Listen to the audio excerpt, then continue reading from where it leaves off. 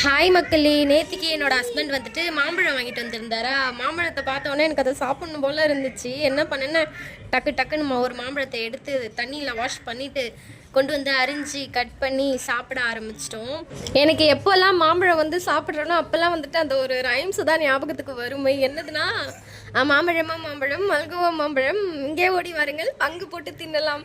அந்த சின்ன வயசில் படித்த அந்த ரைம்ஸ் தான் எனக்கு ஞாபகம் வருமே. உங்களில் எத்தனை பேருக்கு இந்த ரைம்ஸ் ஞாபகம் இருக்குது அப்படின்ட்டு கமெண்ட்டில் சொல்லுங்கள். அது மட்டும் இல்லாமல் மக்களே, மாம்பழம் அப்படின்னாவே வந்துட்டு நம்ம எல்லாருக்குமே ரொம்பவே பிடிச்ச ஒரு பழ வகை தானே. இது வந்துட்டு ஒரு 2 பழம் நம்ம எக்ஸ்ட்ராவாக சாப்பிட்டோன்னு வச்சுக்கோங்களேன், அங்கங்கே கட்டி வந்துடும். எனக்குமே வந்துட்டு அப்படி தான் ஆகும்.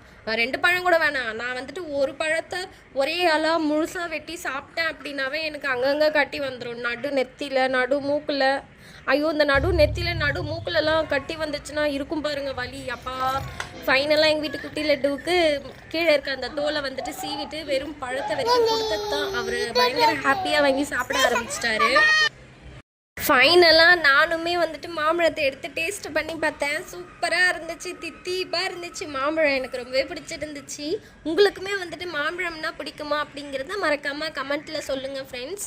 மறக்காமல் நம்ம சேனலுக்கு சப்போர்ட் பண்ணுங்கள். நம்ம சேனலை சப்ஸ்கிரைப் பண்ணி வச்சுக்கோங்க.